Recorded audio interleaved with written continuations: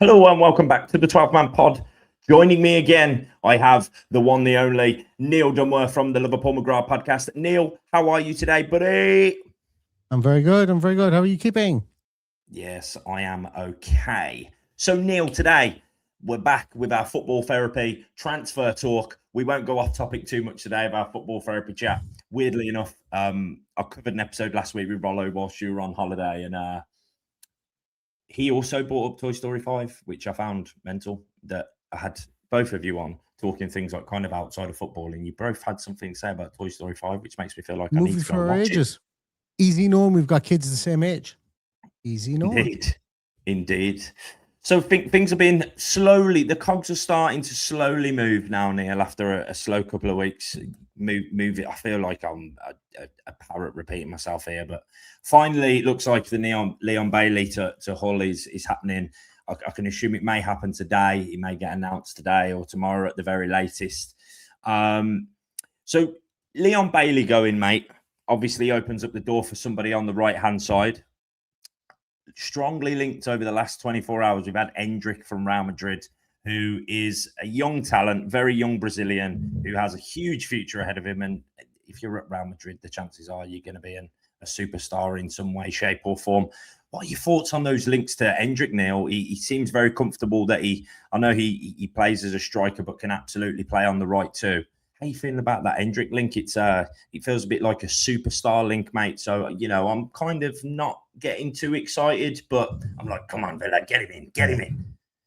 Well, I think if he joins, his nickname has to be Matt. That's what we all have to call him after Matt Kendrick. We just call him Endrick. We call him Matt.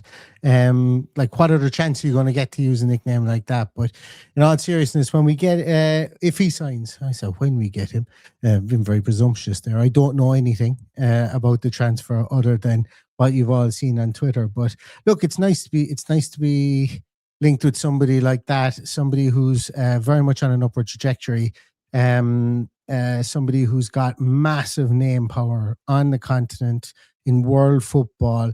Like, Villa signed this guy for half a season coming to the Premier League, and given the Brazilians absolutely go bonkers for Endrick, bonkers for him. Like, he was a superstar in the Brazilian league at how young he was, and Madrid paid 70 million for him. They paid some bonkers money for him.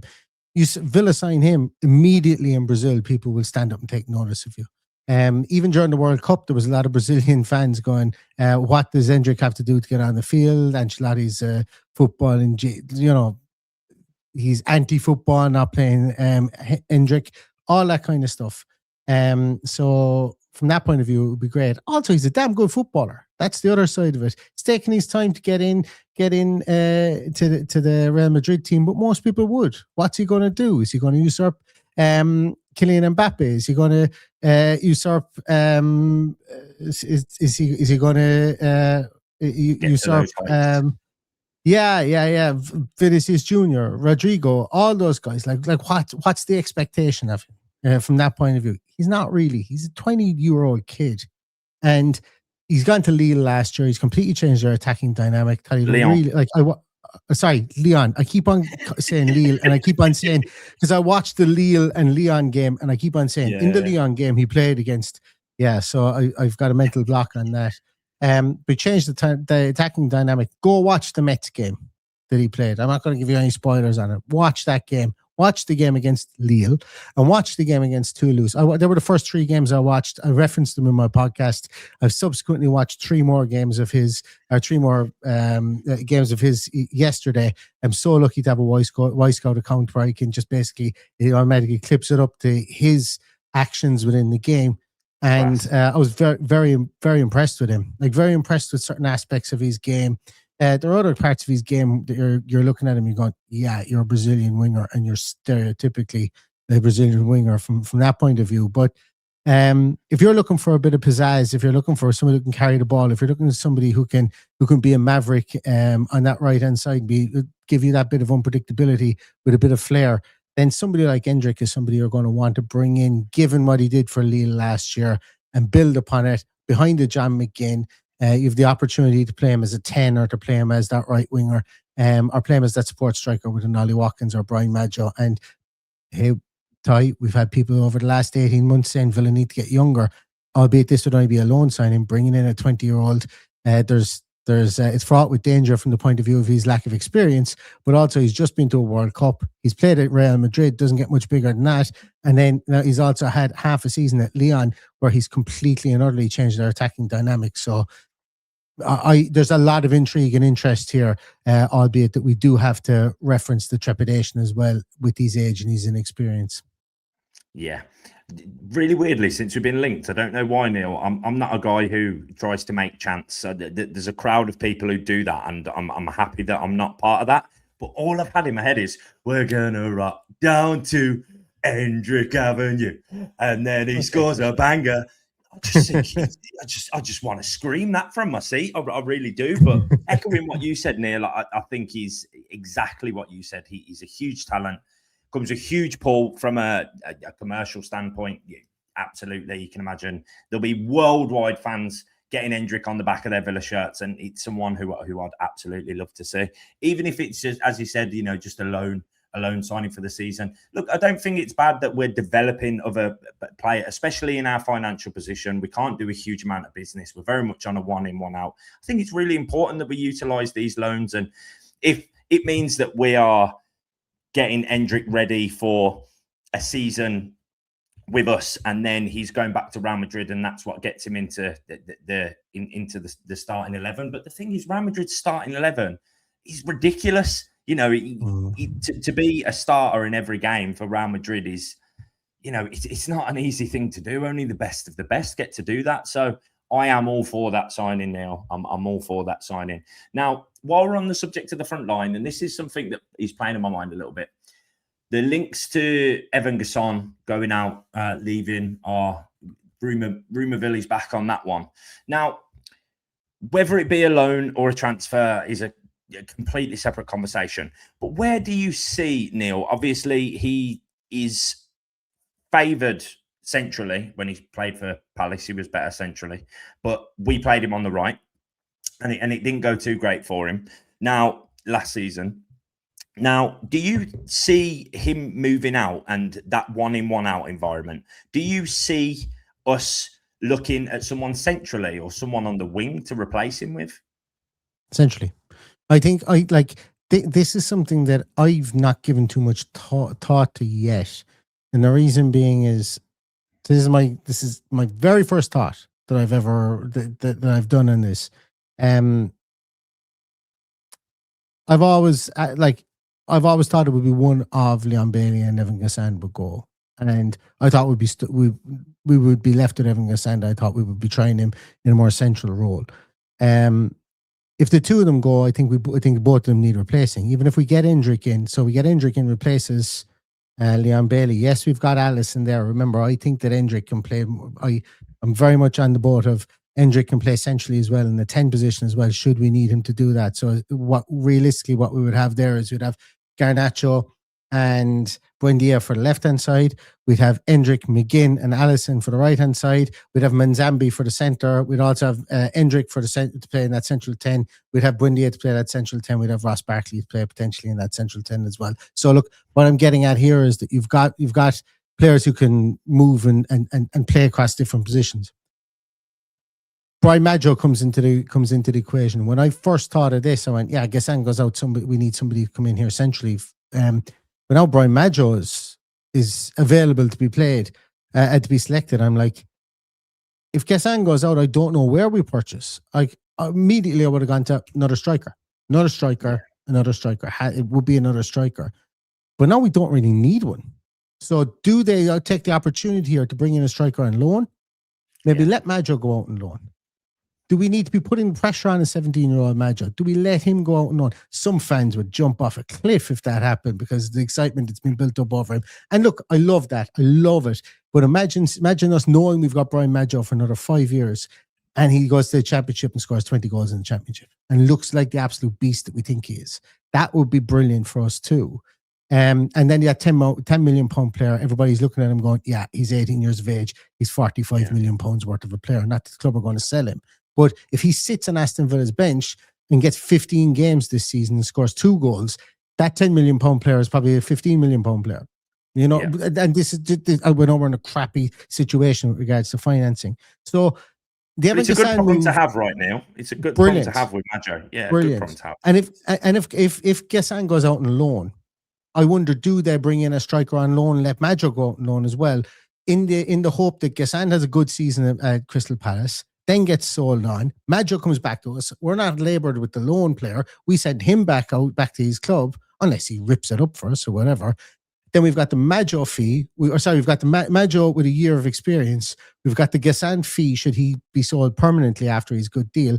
And we're quids in. And that to me is good governance, and it's good manipulation of the market to suit ourselves.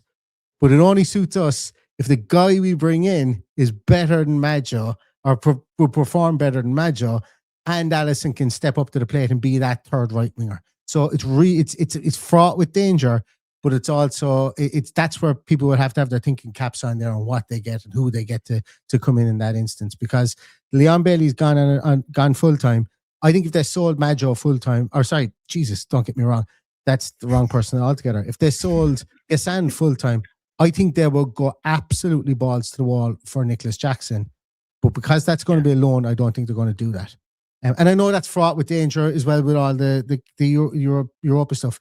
Take Nicholas Jackson out of it. I think they would go for a striker, insert a striker. Like, once again, this is the first time I've thought of it, so that's why my process here is chaotic. Guessand gets loaned out. Maggio gets loaned out. Villa loan in Jonathan David. Is he still doing bits? Where is he at Juventus? Juventus are looking to loan him. Yeah, Juventus he had a not a great time at Juventus. Juventus were trying to get out from underneath Vlahovic. They needed to play him, and now Vlahovic is a free transfer, and so there was a lot of that going on.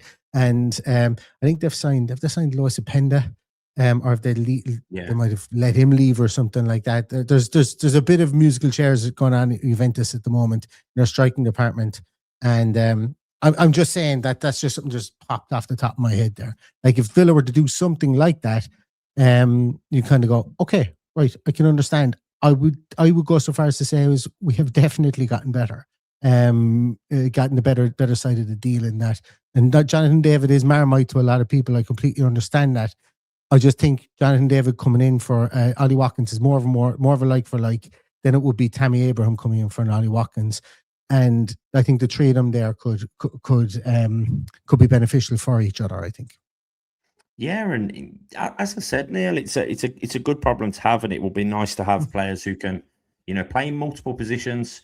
But speaking of outgoings, I know there's still some uncertainties around Ollie Watkins and Ezri Konsa. I mean, there's been nothing really reported on Ollie Watkins at all leaving, apart from some Fenerbahce links early in the window. And obviously, Ezri Konsa, for me, I think he may have been an option for Liverpool, but it looks like they've gone with Araujo from Barcelona, because for me, that's a similar profile of defender in terms of positioning. So I'm going to assume that Liverpool are out the running for Konsa there. Obviously, Luka Dean's gone now as well. We spoke about Bailey and Guessand. It's looking like Nedeljkovic maybe going to Rangers too. So, we're looking a little bit light, Neil, in that area. But when I say we're looking a little bit light, it's not light enough where we need to worry about, in my opinion. We've just the Super Cup's kind of come at a time where we probably could have done without a competitive fixture a little bit earlier in the season. But I have no problems with us doing the right business and not rushing business for the sake of having a competitive fixture, Neil. I think we're absolutely... There's nobody in the window so far where I've scratched my head and gone, not capable of putting a shift in at Villa. I feel like we're doing some great business. And speaking of doing great business, Neil, we'll get on to Ruggeri and Paulinho. But someone you're going to release an episode on today, which I will link in the comments as well, because we'll touch upon it briefly, because I don't want to take the spotlight off Neil's episode, because Neil is a guy who goes into great detail for some of his content, and it absolutely will be worth a watch. Pal Fjelde, Neil, set-piece specialist. Look like we're going to steal him from Burnley. I don't know how the Burnley fans will be feeling, but statistically, if you look at how many set-piece goals Burnley had last season, I personally wouldn't look at that stat, because look at how Burnley did in the league.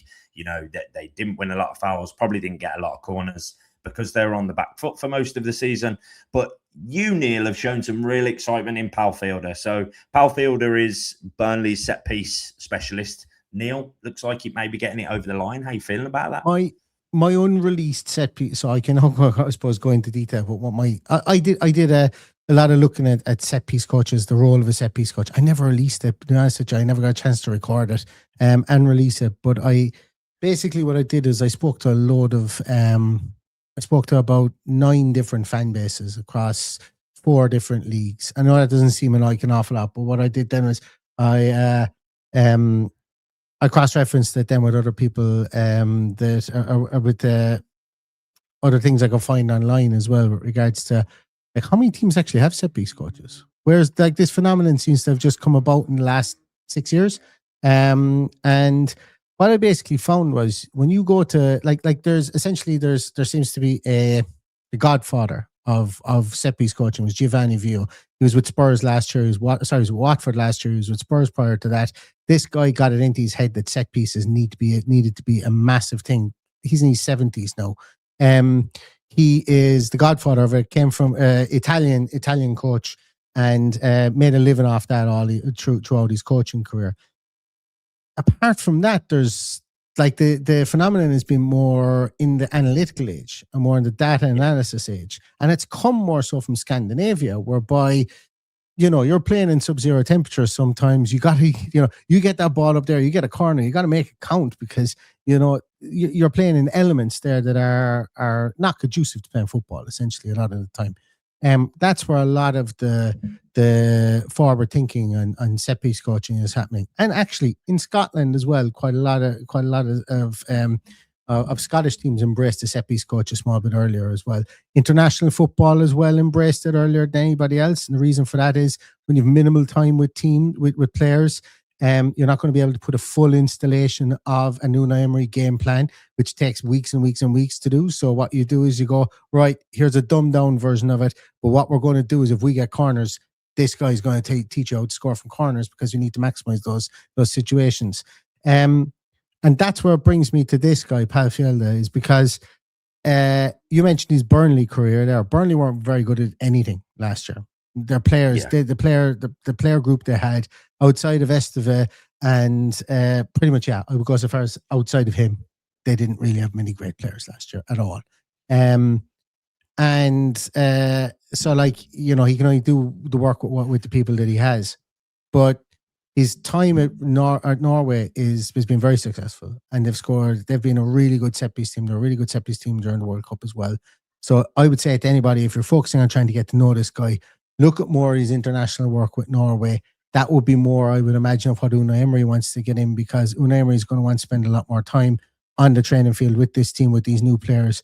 The set piece coach, I think, will be, he'll have his job. He's very analytically driven and stuff like that. But if he can, because Aston McPhee, one of the great things about Aston McPhee seems to be is he was able to install these things really quickly. That's why he's gotten so many international gigs. Yeah. This guy has done the same. The other guy I had this guy, I had Giovanni Vio, and I had I actually had Martin Mark, the Newcastle set piece coach who's just joined them from Midtjylland.